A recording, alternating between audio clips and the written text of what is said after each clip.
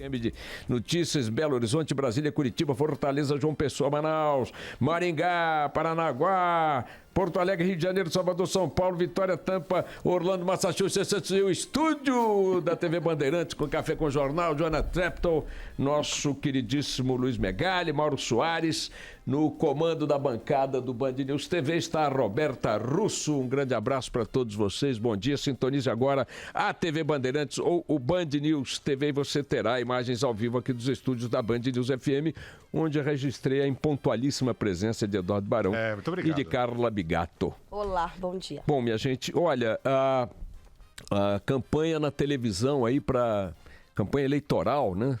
Programas de televisão, rádio, aquele massacre que a gente conhece, aquele festival de horrores, começa agora no dia 31, sexta-feira. A partir de então, com inserções no meio do dia e à noite. Na TV, no rádio de manhã e meio-dia. Isso, então nós teremos aí essa característica da campanha eleitoral brasileira. Não é assim em talvez quase todas as democracias do mundo. Não sei em que outro país os partidos, né, a classe política conquista ou se concede o direito de entrar na casa das pessoas sem que as pessoas sintonizem um canal onde eles estejam falando, mas aqui é assim. Enfim, supõe-se que dessa forma o eleitorado está recebendo um serviço que lhe interessa receber.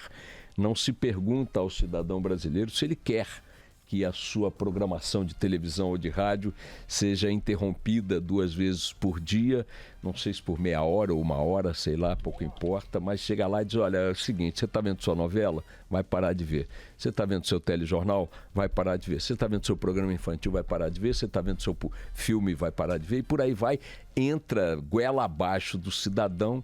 Assim como o voto também é obrigatório, como o serviço militar também é obrigatório, como um monte de coisa no Brasil é obrigatório, o Estado brasileiro, formatado na sua maneira de agir, no seu cotidiano, pelo que os políticos decidem, eles que vão lá, votam as leis, votam as constituições e tal, e determinam que nós temos que estar submetidos a esse monte de coisas que eles pressupõem que são essenciais para a nossa vida.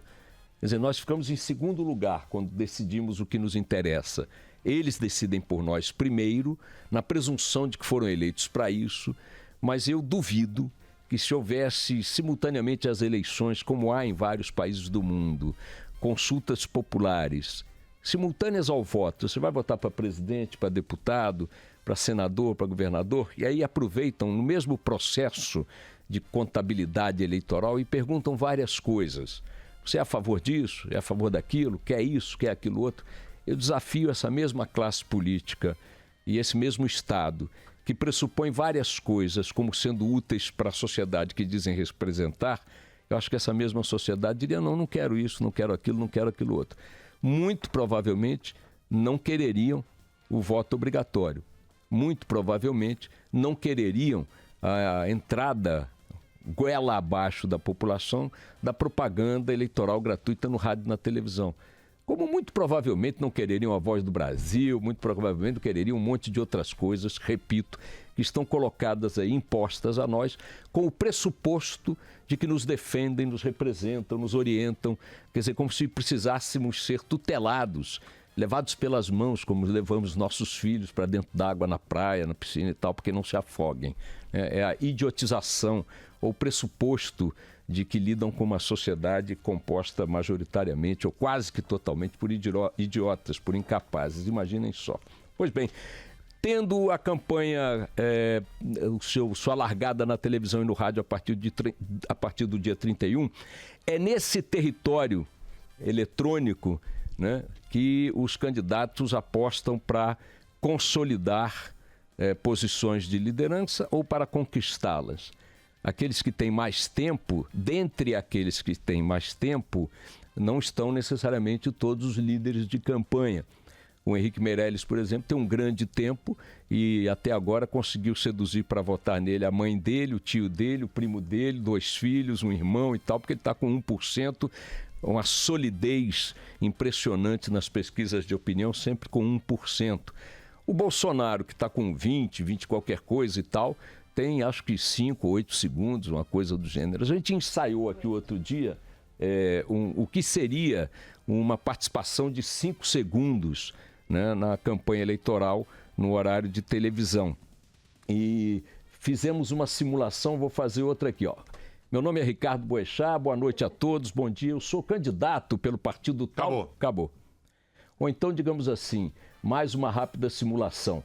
Minha proposta de governo, caso seja eleito com a honra do seu voto, é a seguinte. Acabou. Então, o João Amoedo, por exemplo, tem uma entrevista ontem aqui para o Canal Livre na Band, e fora do ar, se não me falei, fora do ar.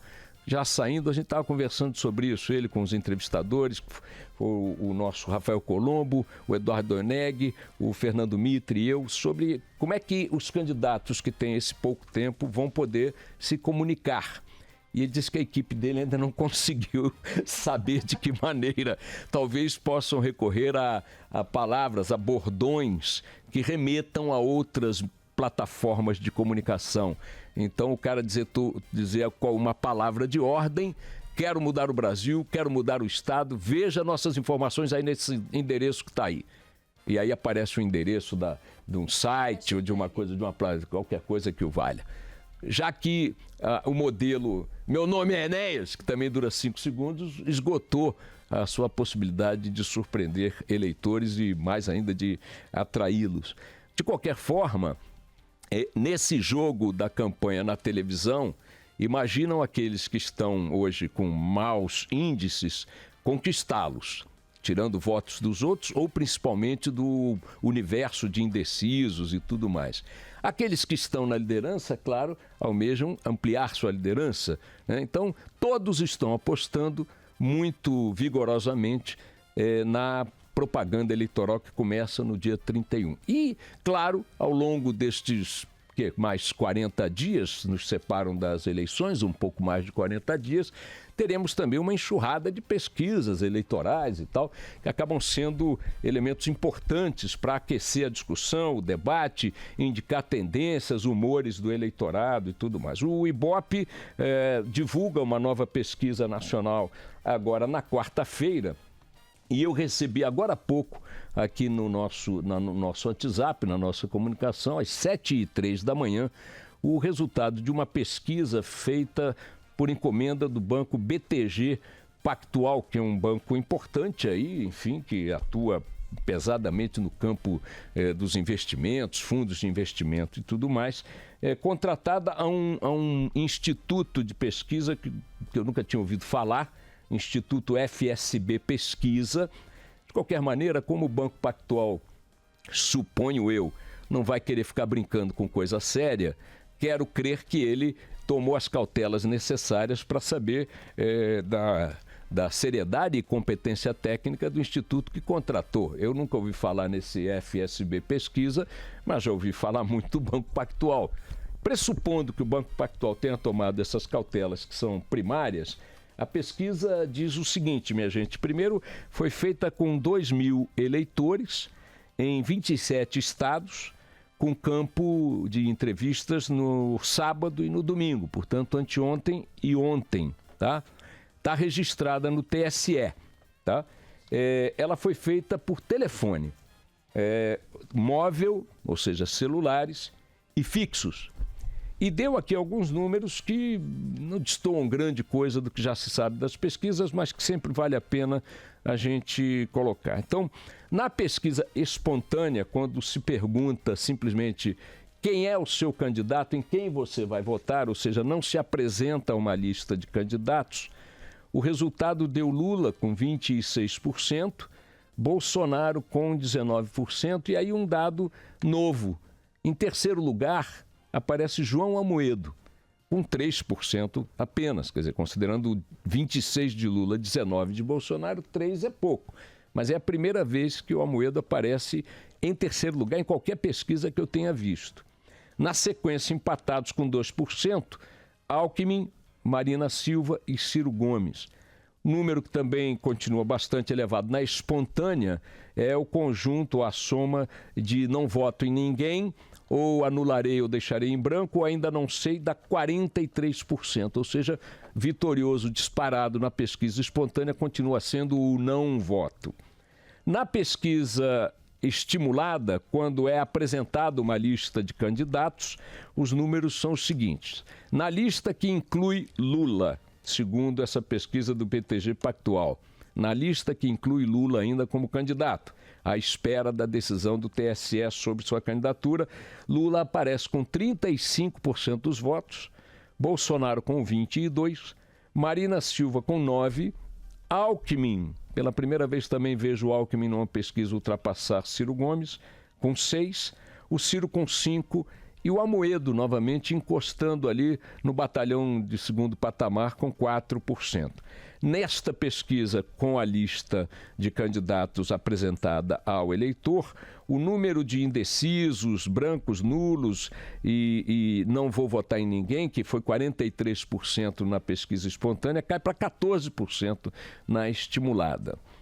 No segundo cenário, sem Lula como candidato à presidência da República, a pesquisa divulgada pelo BTG Pactual esta manhã mostra, sem Lula na pesquisa, repetindo, o Bolsonaro com 24%, liderando, Marina Silva com 15%, Alckmin com 9%, Ciro Gomes com 8%, Haddad com 5% e Amoedo com 4%.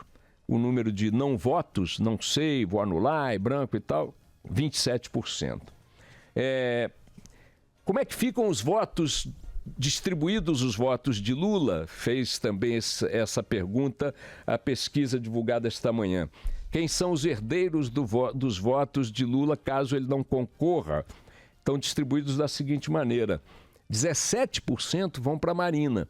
Segundo essa pesquisa, ela pega o maior número de votos herdados da ausência de Lula. 17% dos eleitores que votariam em Lula migram para a Marina, segundo essa pesquisa. E o Haddad? Haddad vem em seguida, com 12% desses votos. E depois, empatados, Bolsonaro com 9%. Vejam, 9% daqueles que declaram voto em Lula, caso Lula não concorra, dizem que vão votar em Bolsonaro. É muito curioso, né? Em Alckmin, o que é tão curioso quanto, e em Ciro Gomes, todos eles empatados com 9% da herança de Lula.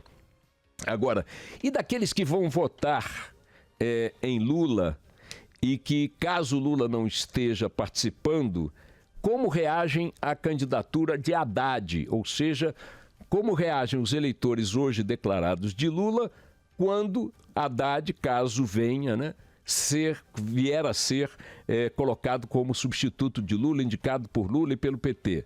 18% dizem que vão votar em Haddad de qualquer maneira nessa hipótese. 13% admitem votar em Haddad, o que eleva de votos garantidos ou possíveis para ele nesse cenário para 31%. Agora, 64%, segundo essa pesquisa, dos eleitores de Lula dizem que não votarão em Haddad de jeito nenhum. Talvez isso explique o fato de Marina ter mais votos que Haddad, de acordo com essa pesquisa, no caso de disputa da herança de Lula. Quanto à certeza do voto, tá? Não mudo meu voto de jeito nenhum. 80% dos eleitores de Lula diz que não mudam o voto de jeito nenhum. 80% dos eleitores do Haddad, lembrem-se que os índices absolutos de cada um são bem diferentes, mas 80% daqueles que já decidiram votar em Haddad não mudam de jeito nenhum.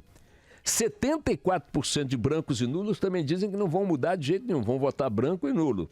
Dane-se o que vai acontecer. 73% dos bolsonaristas dizem que vão votar no Bolsonaro de qualquer maneira. 60% dos eleitores de Amoedo dizem a mesma coisa. 58% afirmam que não mudarão de jeito nenhum a decisão de não votar em ninguém. Ou seja, temos 74% branco e nulo que não mudam, 58% dizem que nenhum. E todos os demais candidatos estão com firmeza de voto abaixo de 50%.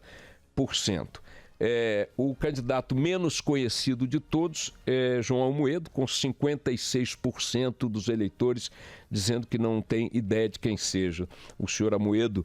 E no item de rejeição, quem lidera a rejeição, não voto nesse de jeito nenhum, é Geraldo Alckmin com 59%, seguido por Marina Silva com 54%, Ciro Gomes com 53%, Haddad e Meirelles empatados com 51%. Esses, portanto, minha gente, são os números desta pesquisa divulgada esta manhã pelo BTG Pactual, com base em números levantados pelo, até por mim agora desconhecido, Instituto FSB Pesquisas. E é deste tipo de informação que a gente vai ficar se alimentando aí nos próximos 40 dias, minha gente. Estamos nos aproximando de uma eleição histórica, um cenário muito indefinido ainda, uma possibilidade de variação gigantesca. A propaganda na televisão e no rádio é o próximo elemento com potencial de alterar esse cenário, e vamos ficar aí de cima da montanha, contemplando o horizonte para ver para onde vão os muitos candidatos e as muitas candidaturas com os seus respectivos eleitores. Vamos tocar o barco, minha gente.